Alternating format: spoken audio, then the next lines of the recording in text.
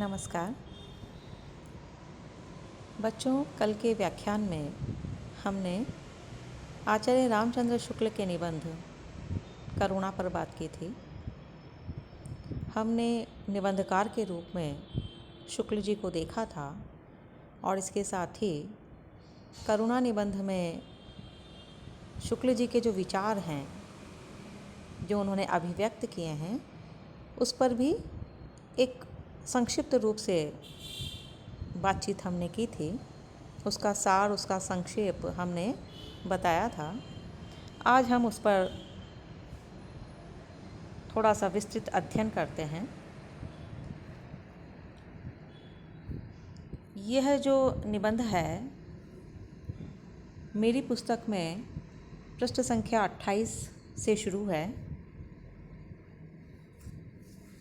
देखिए क्या लिखते हैं शुक्ल जी करुणा निबंध में। जब बच्चे को संबंध ज्ञान कुछ कुछ होने लगता है, तभी दुख के उस भेद की नींव पड़ जाती है जिसे करुणा कहते हैं। बच्चा पहले ये सीखता है कि जैसे हम हैं वैसे ही ये प्राणी भी है, और बिना किसी विवेचना क्रम के स्वाभाविक प्रवृत्ति द्वारा वह अपने अनुभवों का आरोप दूसरे प्राणियों पर करता है। फिर कार्य कारण संबंध के अभ्यस्त होने पर दूसरों के दुख के कारण या कार्य को देखकर उनके दुख का अनुमान करता है और स्वयं एक प्रकार का दुख अनुभव करता है। प्राय देखा जाता है कि जब माँ छूट मूट ऊँ करके रोने लगती है, तब कोई कोई बच्चे भी रो पड़ते हैं। इसी प्रकार जब उनके किसी भाई या बहन को कोई मारने उठता है, तो वो भी कुछ चंचल हो उठते हैं। तो बच्चों, इस अवतरण में शुक्ल जी ने प्राणी मात्र में, मानव मात्र में करुणा किस तरह से उत्पन्न होती है उसे बताया है। कि बच्चा जब पैदा होता है तो उसे धीरे धीरे संबंध ज्ञान होने लगता है। सबसे पहले उसका अपनी माँ से संबंध स्थापित होता है, और जैसे जैसे उसके सोचने समझने का दायरा विकसित होने लगता है, वो अपने आसपास के लोगों को पहचान कर उनसे भी संबंध स्थापित करने लगता है। और शुक्ल जी का ऐसा मानना है कि उसी समय दुख का जो भेद है करुणा, उसकी नींव भी बच्चे के मन में पड़ जाती है। क्योंकि बच्चा सीखता कैसे है? बच्चा अपने अनुभव से सीखता है। कि मान लीजिए उसका हाथ आग के पास जाने से उसे पीड़ा होती है, तो ऐसा ही जब वो दूसरों के साथ घटित होते हुए देखता है, तो उसे लगता है कि उस मनुष्य को भी अवश्य ही पीड़ा हो रही होगी।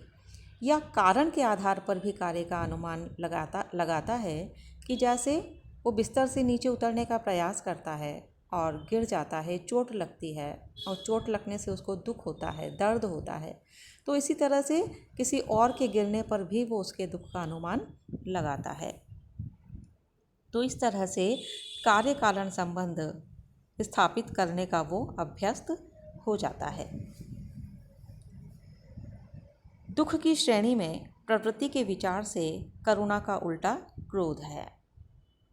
यह प्रश्न आपके खंड ए में पूछा जाता है बहुत बार कि करुणा मनोभाव का उल्टा किसे माना गया है, उल्टा मनोभाव कौन सा है? तो करुणा का उल्टा मनोभाव है क्रोध। क्यों माना गया है ऐसा?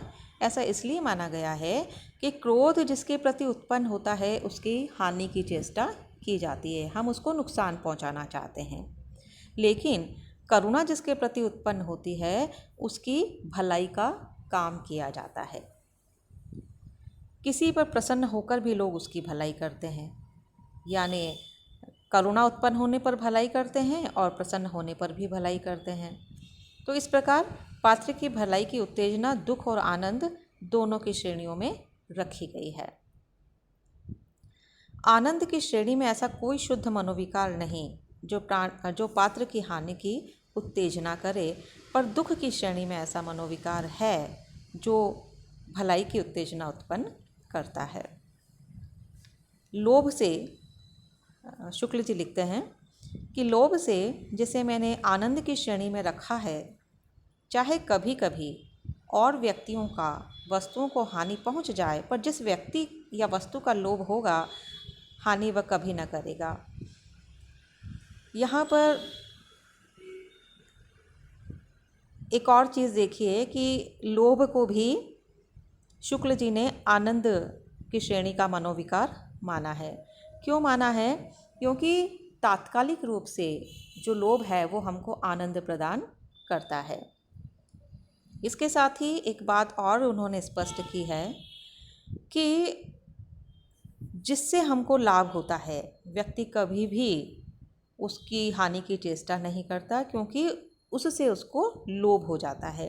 उदाहरण देकर भी उन्होंने स्पष्ट किया है। हमने जब परिचय पढ़ा था शुक्ल जी का निबंधकार के रूप में, तब ये बात आई थी कि शुक्ल जी की निबंध शैली की विशेषता है कि वो अपनी बातों को अपने अनुभव से, उदाहरणों से, दोनों से पुष्ट करते हुए चलते हैं।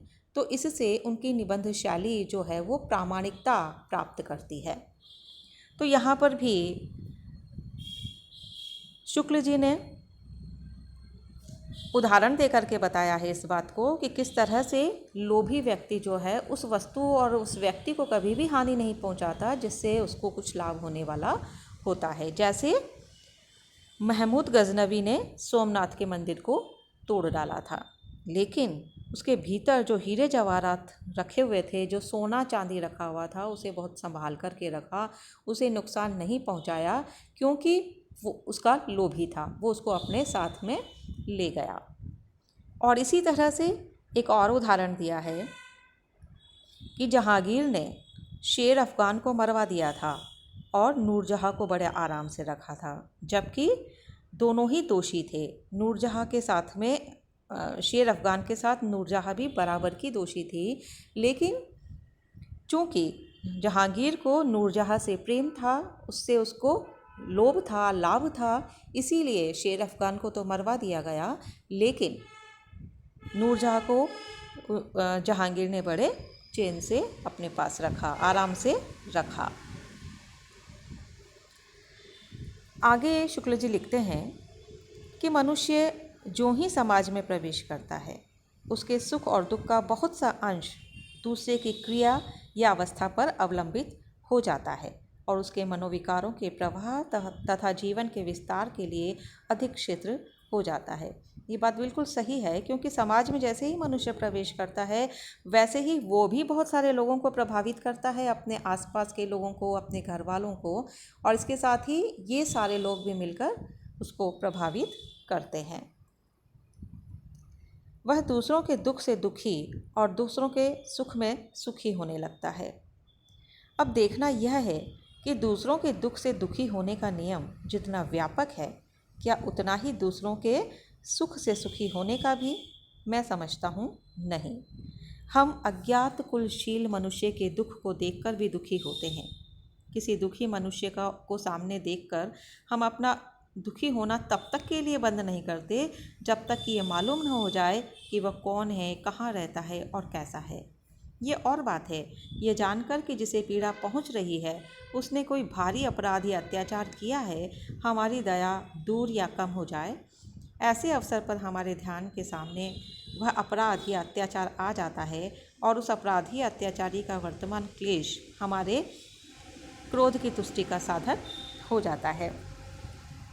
यहाँ पर शुक्ल जी ने इस बात को अच्छी तरह से स्पष्ट किया है कि ये संसार का नियम है मनोविकारों के संबंध में, कि हम दूसरों के दुख से दुखी जितने व्यापक रूप से होते हैं उतने दूसरों के सुख से सुखी नहीं होते हैं। कि एक अनजान व्यक्ति के दुख को देखकर भी हम दुखी हो सकते हैं। राह चलते किसी व्यक्ति को अगर हम दुखी देखते हैं, परेशान देखते हैं, कष्ट में देखते हैं, तो हमारे मन में स्वाभाविक रूप से उसके प्रति दुख की जागृति होती है। लेकिन यह नियम सुख पर लागू नहीं होता कि किसी अनजान व्यक्ति के सुख से हम सुखी हो जाएं। बहुत सारी खबरें हम अखबारों में पढ़ते हैं, अपने आसपास देखते हैं, सुनते हैं, लेकिन अगर हम उस व्यक्ति को नहीं जानते हैं जिसने जीवन में कोई अच्छी उपलब्धि हासिल की है, तो हम निश्चित रूप से सुखी नहीं होते हैं, सुख का अनुभव नहीं करते हैं। इसलिए दुख जो है वो उसकी विस्तृति संसार में ज़्यादा है, क्योंकि वो हमें ज़्यादा व्यापकता से प्रभावित करता है। मुझे याद आता है महादेवी वर्मा जी ने भी अपने काव्यों में बहुत सारी जगह इसी बात की पुष्टि की थी।